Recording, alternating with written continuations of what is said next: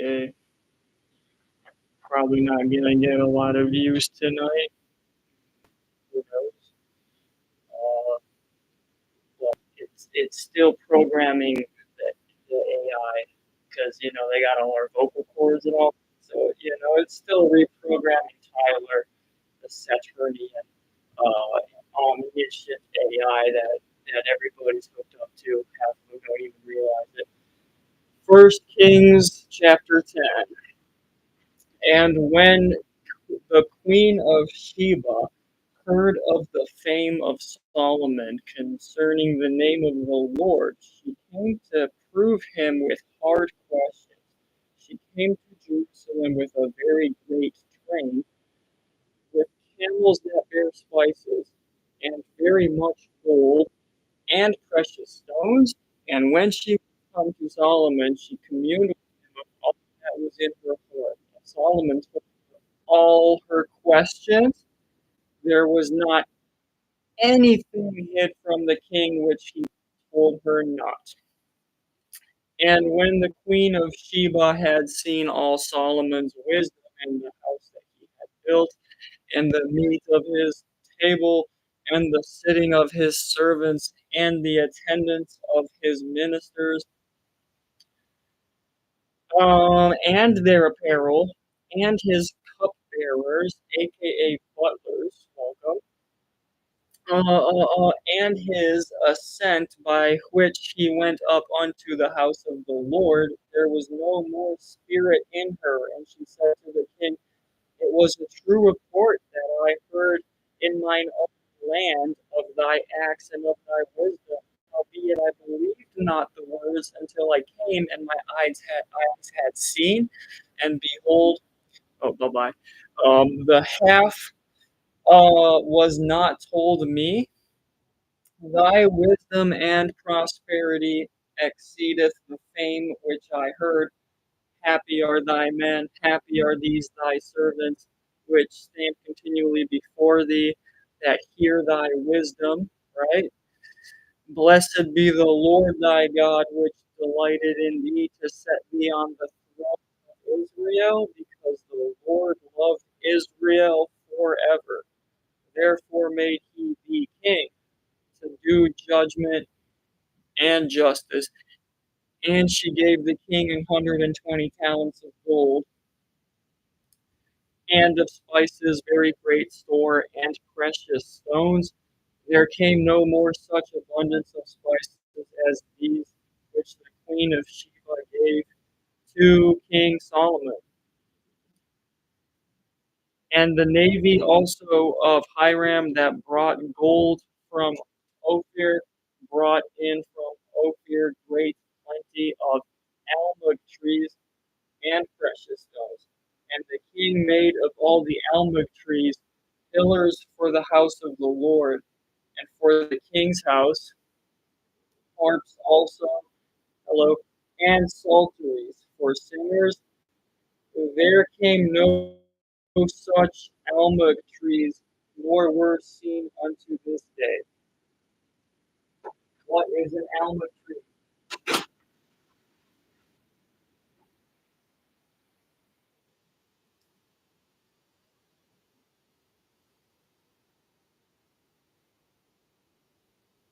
So yeah, so almug trees were used for different things. And King Solomon gave unto the queen of Sheba all her desire whatsoever she asked, beside that which Solomon gave her of his royal bounty.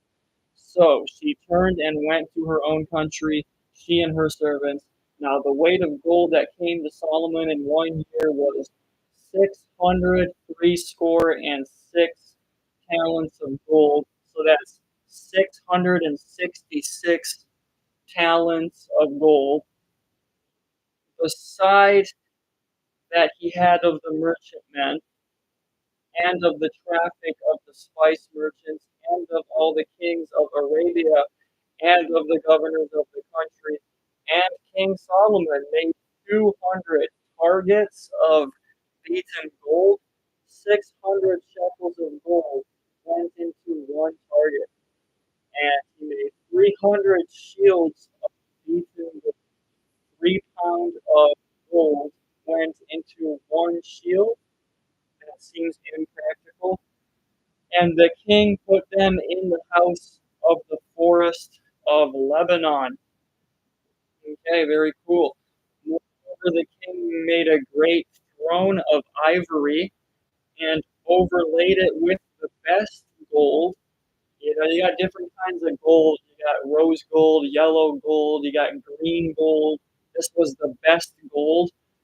The throne had 6 steps, and the top of the throne was round behind, and there were stays on either side on the place of the seat, and 2 lions stood beside the stays, and 12 lions stood there on the one side and on the other upon the 6 steps. And there was not the like made in any kingdom. And all King Solomon's drinking vessels were of gold, and all the vessels of the house of the forest of Lebanon pure gold, none silver. It was nothing accounted of in the days of Solomon. For the king had at sea a navy of Tarshish. Here it's Tarshish, there it's Tarshish, with the navy of Hiram. Once in 3 years came the navy of Tarshish, bringing gold and silver, okay, ivory. You know what ivory is? Ivory is elephant teeth, okay? Uh, Ivory and apes and peacocks, okay? So King Solomon exceeded all the kings of the earth for riches and wisdom, okay? That would be cool to have apes running around. That'd be awesome. And all the earth sought to Solomon to hear his wisdom, which God had put in his heart. And they brought every man his present, vessels of silver and vessels of gold, and garments and armor and spices, horses and meat, a rate year by year. Solomon gathered together chariots and horsemen, and he had 1,400 chariots and 12,000 horsemen, whom he bestowed in the city for chariots, and with the king of Jerusalem. And the king made silver to be in Jerusalem as stones, and cedars made he as the sycamore trees that are in the vale for abundance. And Solomon had horses brought out of Egypt, and linen yarn. The king's servants, merchants, received the linen yarn at a price. And the chariot came up and went out of Egypt for 600 shekels of silver, and an horse for 150. And so for all the kings of the Hittites and for all the kings of Syria, they did bring them out by their means. You know, I don't know which chapter it is, but there's a part where they talk about all the meat that King Solomon, and it's so extreme. It's like not even possible. But you can't just say, okay, that's not real. You know, everything else is real. So, chapter 20. And Ben-Hadad, the king of Syria, gathered all his hosts together, and there were 32 kings with him, and horses and chariots. And he went up and besieged Samaria and warred against it. And he sent messengers to Ahab, king of Israel, this was later on, into the city, and unto him, thus saith Ben-Hadad, thy silver and thy gold, mine, mine, mine, I have it. Thy wives also, and thy children, the goodliest, mine. And the king of Israel answered and said, My lord, O king, according to thy saying, I am thine and all that I have. And the messengers came again and said, Thus speaketh Benhadad, saying, Although I have sent unto thee, thou shalt deliver me thy silver and thy gold and thy wives and thy children. Yet I will send my silver servants unto thee tomorrow about this time. And they shall search thine house and the house of thy servants, and it shall be whatsoever is pleasant in mine eyes, they shall put it in their hand and take it away. Then the king of Israel called all the elders of the land and said, Mark, I pray you, and see how this man seeketh mischief, for he sent unto me for my wives and for my children and for my silver and for my gold, and I denied him not. And all the elders and all the people said unto him, Hearken not, nor consent. Wherefore he said unto the messengers of Benhadad, Tell my lord the king, all that thou didst send for to thy servant at the first I will do. Yeah, take my kids and take my wives. Okay. But this thing I may not do. And the messengers departed and brought him word again. And Benhadad sent unto him and said, The gods do so unto me, and more also, if the dust of Samaria shall suffice for handfuls for all the people that follow me. And the king of Israel answered and said, Tell, let not him that girdeth on his harness boast himself as he that putteth it off. So he's saying, if you're just armoring up and threatening, you know, don't, don't show off like the one at the end of the day that takes his armor off. You know, that's a different story. So, and it came to pass when Benhadad heard this message as he was drinking, he and the kings in the pavilions, that he said unto his servants, Set yourselves in array. And they set against the city. Okay, we're not there yet.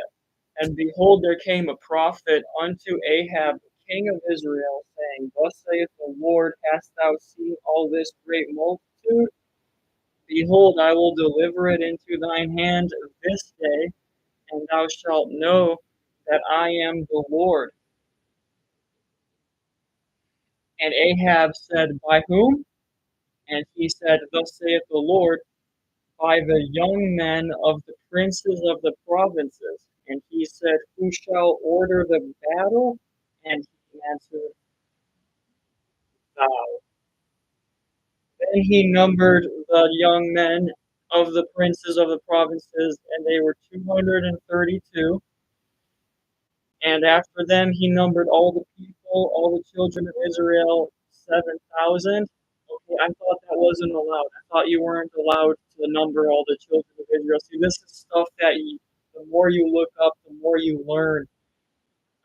And they went out at noon, but Benhadad was drinking himself drunk in the pavilions, he and the kings, the 32 kings that helped him. And the young men of the princes of the provinces went out first, and Benhadad sent out, and they told him, saying, There are men come out of Samaria. And he said, Whether they be come out for peace, take them alive, or whether they come out for war, take them alive. So these young men of the princes of the provinces came out of the city and the army which followed them, and they slew every one his man, and the Syrians fled, and Israel pursued them, and Benhadad the king of Syria escaped on an horse with the horsemen, and the king of Israel went out and smote the horses and chariots, and slew the Syrians with a great slaughter. And the prophet came to the king king of Israel, and said unto him, Go, strengthen thyself and heart, and see what thou doest, for at the return of the year the king of Syria will come up against thee. And the servants of the king of Syria said unto him, Their gods are gods of the hills. Um, Therefore they were stronger than we, but let us fight against them in the plain, and surely we shall be stronger than they. And do this thing: take the kings away, every man out of his place, and put captains in their rooms, and number thee an army like the army that thou hast lost, horse for horse, and chariot for chariot, and we will fight against them in the plain. Surely we shall be stronger than they. And he hearkened unto their voice, and did so. And it came to pass after the return of the year that Benhadad numbered the Syrians, and went up to Aphek to fight against Israel. And the children of Israel were numbered, and they were all present, and went against them. And the children of Israel pitched before them like two little flocks of kids, but the Syrians filled the country. And there came a man of God and spake unto the king of Israel, and said, Thus saith the Lord, because the Syrians have said, The Lord is God of the hills, but he is not God of the valleys. Therefore will I deliver all this great multitude into thine hand, and ye shall know that I am the Lord. And he pitched one over against the other 7 days. And so it was, that in the 7th day the battle was joined, and the children of Israel slew the Syrians, 100,000 footmen in one day. Okay. But the rest fled to Aphek into the city, and there a wall fell upon 27,000 of the men that were left. A wall fell on them, and Benhadad fled and came into the city, into an inner chamber. And his servants said unto him, here we go. Behold, now we have heard that the kings of the house of Israel are merciful kings. Let us, I pray thee, put sackcloth on our loins and ropes upon our heads, and go out to the king of Israel. Peradventure he will save thy life. So they girded sackcloth on their loins and ropes on their heads, and came to the king of Israel and said, Thy servant Benhadad saith, I pray thee, let me live. Okay, so he just flipped a U-E. He just did a 180, and he said, Is he yet alive? He is my brother. Now the men did diligently observe whether anything would come from him, and did hastily catch it. And they said, Thy brother Benhadad. Then he said, Go ye, bring him. Then Benhadad came forth to him, and he caused him to come up into the chariot. And Benhadad said unto him, The cities which my father took from thy father will I restore, and thou shalt make streets for thee in Damascus, as my father made in Samaria. Then said Ahab, I will send thee away with this covenant. So he made a covenant with him and sent him away. And a certain man of the sons of the prophets said unto his neighbor in the word of the Lord, Smite me, I pray thee. And the man refused to smite him. Then said he unto him, Because thou hast not obeyed um, the voice of the Lord, behold, as soon as thou art departed from me, a lion shall slay thee. And as soon as he was departed from him, a lion found him and slew him. I'm not quite sure that a certain man of the sons of the prophets said unto his neighbor, okay, anyway, then he found another man and said, Smite me, I pray thee. And the man smote him, so that in smiting he wounded him. So the prophet departed and waited for the king by the way, and disguised himself with ashes upon his face. And as the king passed by, he cried unto the king, and he said, Thy servant went out into the midst of the battle, and behold, a man turned aside and brought a man unto me, and said, Keep this man, if by any means he be missing, then shall thy life be for his life, or else thou shalt pay a talent of silver. And as thy servant was busy here and there, he was gone. And the king of Israel said unto him, So shall thy judgment be, thyself hast decided. And he hasted and took the ashes away from his face. And the king of Israel discerned him that he was of the prophets. And he said unto him, Thus saith the Lord, because thou hast let go out of thy hand a man whom I appointed to utter destruction, therefore thy life shall go for his life, and thy people for his people. And the king of Israel went to his house heavy and displeased, and came to Samaria. Okay, so very profound. I got a couple questions that we're just gonna go through. You can always replay this part. Uh, uh, was it numbering Israel's? It wasn't numbering Israel not permitted. Why did it occur in First Kings 20? Okay, that was my burning question. Yeah. So, uh, it's only permitted when commanded by God. Uh, so when King David did it, it was for personal and prideful reasons. But so Ahab did it in preparation against Ben Hadad. Uh, so that kind of makes sense. Um, what occurs in the end of the chapter?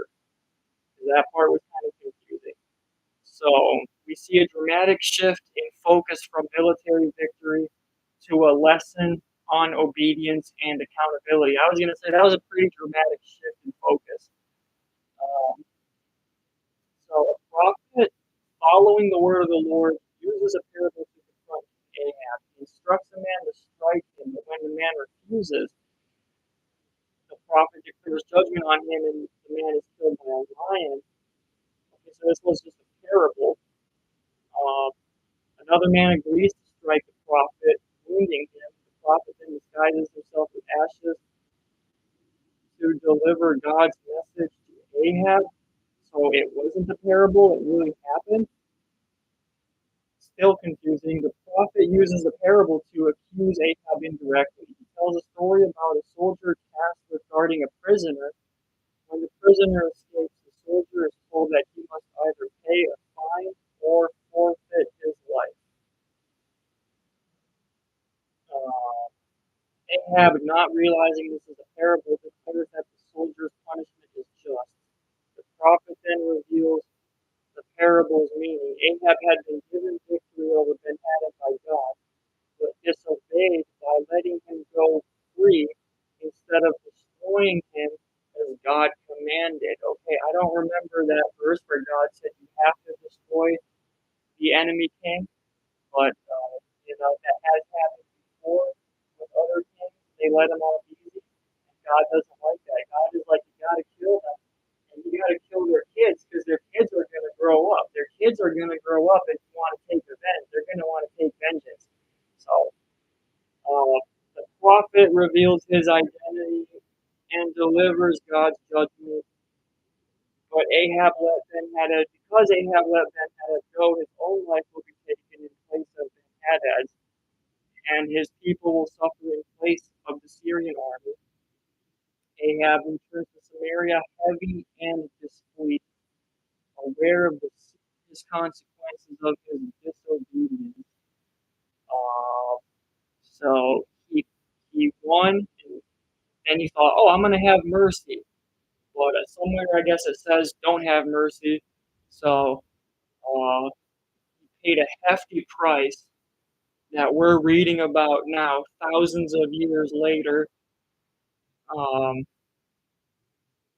yeah, kinda reminds me of the other king that entered into the temple and tried to, be a priest, but it was so not allowed because he was a king and not a Levite that God gave him leprosy on his forehead for the rest of his life. Okay, lesson learned, right? This is kinda one of those, Old Old Testament, um, yeah, lessons on obedience. In this case, you gotta completely exterminate your enemy, um, and I'm all for that. Uh, okay, I think we'll end it on that note.